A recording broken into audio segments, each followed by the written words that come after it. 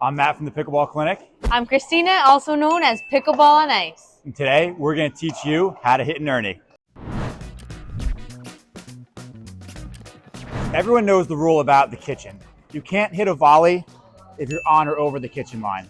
But if you jump over the kitchen and hit the ball from out here, that's totally legal. I'm not standing in the kitchen, I'm outside of it.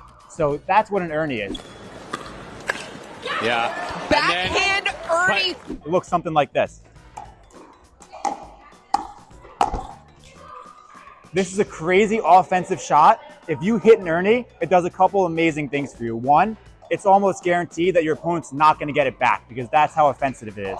When you're jumping over the kitchen line, you're cutting out that distance. Instead of being 14 feet away from your opponent when you hit, you're able to hit practically right next to the net. Your opponent has no time to react. And the second thing an Erne does for you is it shrinks the kitchen. If your opponent sees you going for an Erne, they're going to be really afraid to hit it to this outside 3 feet. The kitchen is only 20 feet wide. Imagine you took away 3 feet on each side. That's shrinking it by almost a third. It gives you a huge advantage if your opponent is afraid to hit to that outside and they have to have a smaller target in through the middle. All right, now that we know the rules with the Erne and how we can't be volleying inside the kitchen, I'll be going through 3 simple steps on how to Erne. So the first step is positioning. When I like to hit the Erne, I'm usually on the left-hand side because this is my forehand side. So when I'm jumping, I have a lot more reach on my forehand side. Number 2, anticipation. So when I'm looking for the Erne, you have to be proactive. If you see the Erne and you see it and you don't jump, you're too late, right? So when I'm looking for the Erne, I look for a wide dink on my opponent's side. And I know that in terms of probability, it's most likely gonna go down the line, and that's when I jump.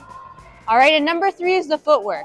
So when I'm hitting that forehand Erne, I'm always jumping off that left foot just so I can land on my right foot. And the reason why is because I'll have more reach. If I'm jumping here, I'm further away from the middle of the court. But if I'm jumping and landing with my right leg, I have a lot more reach and I can get those balls that are a little further to the middle. All right, so we're gonna set up the Erne here. We're gonna be dinking in the middle a few just to set it up. All right, you'll see when I wanna get the Erne, I dink wide, I come across, and I got the footwork down, I hit him wide, I anticipated it early. And that's what you gotta do. And the other awesome thing about the Erne is you actually don't have to connect with it and hit the ball for it to be effective. If you hit a deep dink and you see it and you go for it, but your opponent hits it towards the middle, just the effect of you going for it is gonna be positive. Your opponents are gonna see that you have that shot in your arsenal. So now next time they get that deep dink where they're pulled out wide and they turn their back, they're gonna be really afraid to hit towards that line because they know that you're gonna go.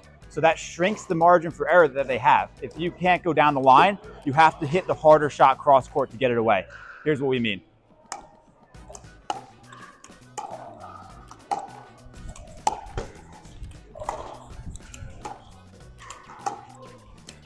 And as you could see there, even though Christina didn't get the Erne, her partner was able to cover the middle. So now it shrinks the kitchen line and I have less options when I'm pulled out wide in this defensive position.